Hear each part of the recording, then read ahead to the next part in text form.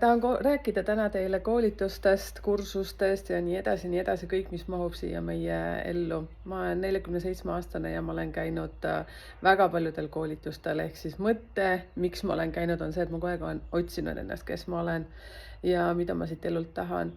Tahan teile seda meelde tuletada, et numeroloogiline sünnikaart on sama nagu kasutusjuhend, kui te ostate IKEA-st mingisuguse mööbli ese, siis te saate sinna kaasa kasutusjuhendi. Ehk siis sünnikaart on teie kasutusjuhend ja sealt tuleb väga hästi välja, millised ametid sulle sobivad, mis on sinu elu missioon.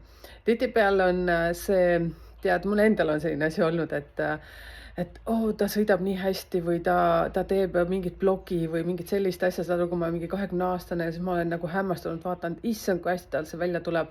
Aga mina ei ole võib-olla selle jaoks üldse loodud, või siis on näiteks mingi meisterkokk ja mõtled, et appi, ma tahan samamoodi kokata, aga võib-olla tuleb välja, et sa ei olegi üldse see inimene, et sa pead olema hoopis, ma ei tea, kuskil ehitaja.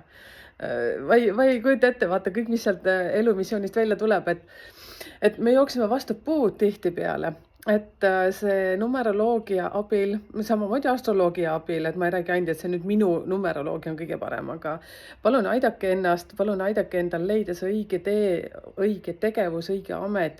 Te lihtsustate oma elu niivõrd palju sellega. Mina ainagi olen sellega võitnud väga palju aega ja energiat nüüd.